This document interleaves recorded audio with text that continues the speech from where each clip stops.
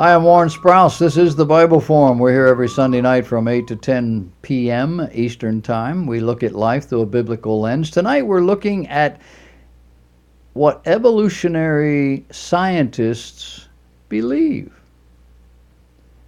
And I think you'll find it interesting. This is not a discussion of evolution, as much as the title might seem to be. But I've got 2 or 3 articles here that I found fascinating.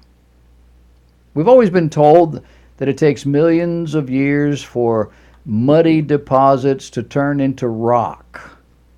Those of us who believe in the biblical account of creation clearly disagree. We believe that God created this planet with the impression of age, but it doesn't necessarily mean it has to be that way.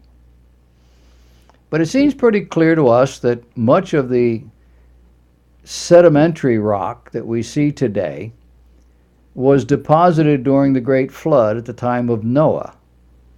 And that was not millions of years ago, that was just thousands of years ago, about 4, 5, 6, something like that.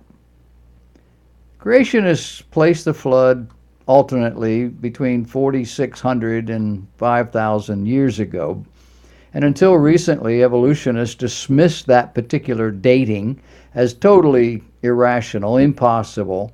Sedimentary rocks simply could not form that fast. Well, now it seems the rocks are speaking, and the scientists are having to learn an important scientific lesson. While digging in some trenches at a salt marsh, a team of sedimentologists found stony nodules in the mud. Further research on how the nodules formed revealed that a mud deposit can be transformed into a layer of sedimentary rock in as little as 6 months. They found that 2 bacteria are responsible for this. One species gets its energy from the sulfates in the seawater.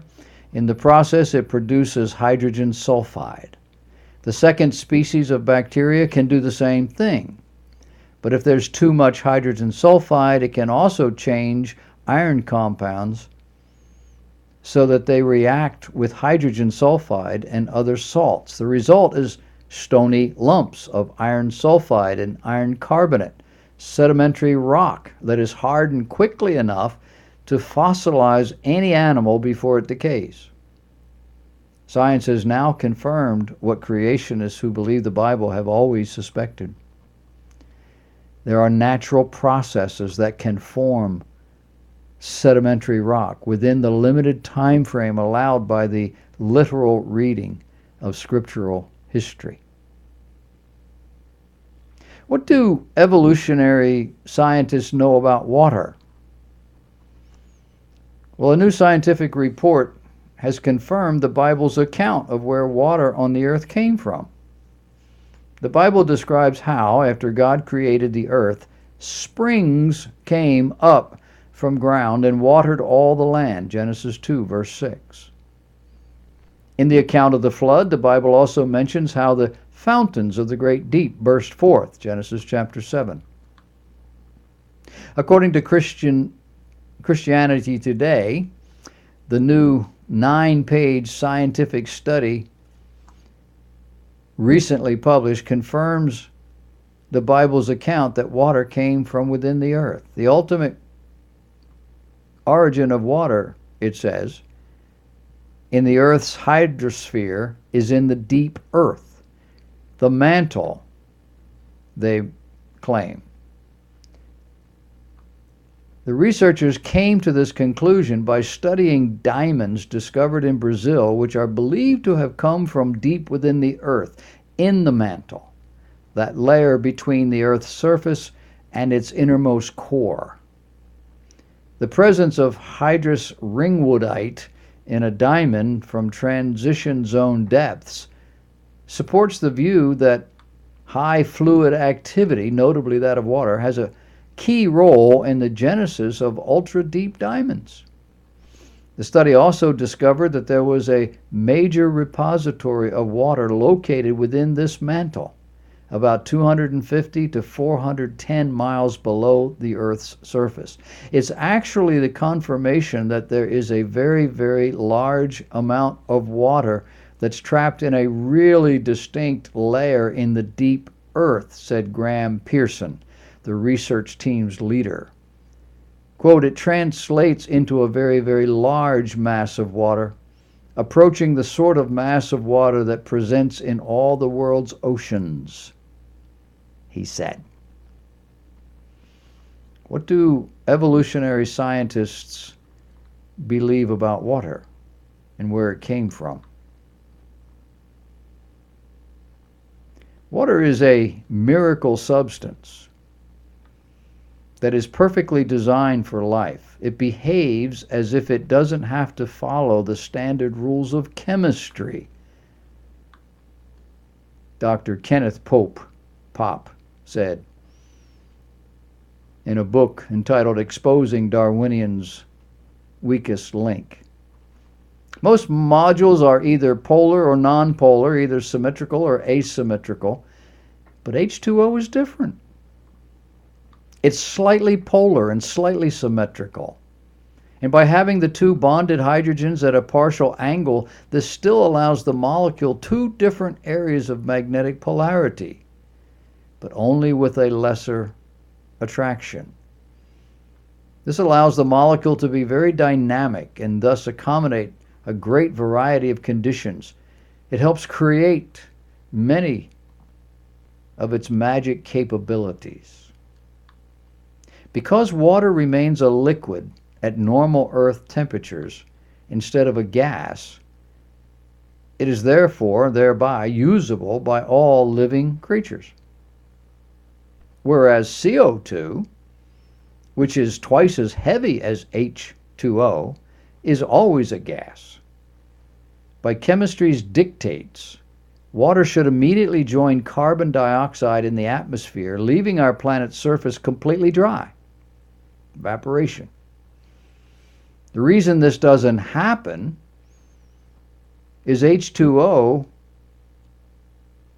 has molecules that cling to one another with enough strength to stay in your glass on a hot summer day. But the cohesion is weak enough to allow for gradual evaporation, which is necessary for the planet's water cycle. It is light enough to easily vaporize while being dense enough to float the largest objects. Water also floats when you freeze it, which makes it possible for marine life to exist.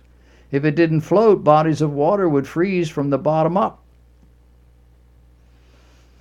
The reason that frozen water floats is because it does not act like other molecules. Instead of being more dense as a solid, it is less dense, and thus frozen water rises to the top of liquid water. Because of water's cohesive and adhesive properties, the molecules cling to one another and are drawn by one another. An example of this process is the way water will move up a straw, higher than the water level of the glass in which it is inserted. We've all seen that and wondered about it. This property allows water to move up a plant or tree without a pump or suction action provided by the tree. For example, a cottonwood tree takes up to 150 gallons of water, half a ton of water every day. The combination of cohesive and adhesive forces allow the molecules to gradually work their way up the stem or the trunk, to move through the branches and into the veins of the leaf and eventually reach the stoma in the leaves. Then solar power causes them to quickly evaporate into the air, allowing others underneath to move up. Amazing.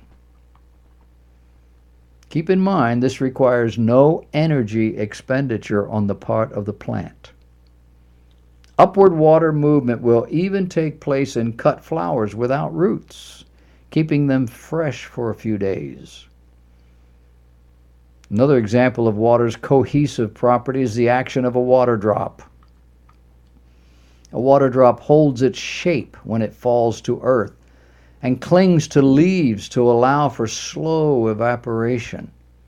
Imagine how fast the essential morning dew would disappear if the moisture were smeared as a thin glaze over the plant's surface. Water also has a much higher than expected specific heat, so that it warms slowly and retains heat longer. Since about 75% of the earth is covered with water, this property allows the earth to maintain the proper temperature for life. It does not go through the tremendous daytime, nighttime temperature extremes common to all other planets. Not only does this moderate the Earth's overall temperature range, but it keeps lakes, ponds, and even puddles from day-night heat surges and crashes that would dramatically impact life. This property of water, which gives its extraordinary temperature stability, also allows warm-blooded animals whose bodies are composed of 70% water, to survive. Water is a universal solvent. Water is the only medium that can circulate absolutely any substance that animals require for life. Water can even transport non-polar molecules like oils and fats and waxes by creating a hydration shell, which is an envelope surrounding the oil molecule, composed of several water molecules that are linked by their hydrogen bonds. The properties of water are remarkable. Its very high specific heat maintains relative stable temperatures in both oceans and organisms. Its thermal conductivity is 4 times any other common liquid, which makes it possible for cells to efficiently distribute heat. As ice water has a low thermal conductivity, making it a good thermal shield in high latitudes. Water's high vapor tension allows air to hold more moisture, which enables precipitation. Water's great surface tension is necessary for good capillary effect for tall plants, and it allows soil to hold more water. Water's low viscosity makes it possible for blood to flow through small capillaries. The sum of these traits and many more makes water an ideal medium for life. Literally, every property of water is suited for supporting life. All these traits are contained in a simple molecule of only 3 atoms. One of the most difficult tasks for an engineer is to design for multiple criteria at once. Satisfying all these criteria in one simple design is an engineering marvel. These are secular scientists saying these things. Evolutionists who are forced to call water an engineering marvel. But then that's the logical conclusion. There is no other explanation. It's why they search for water on other planets. They know this is spectacular. And somewhere in their heart, they know it didn't just happen.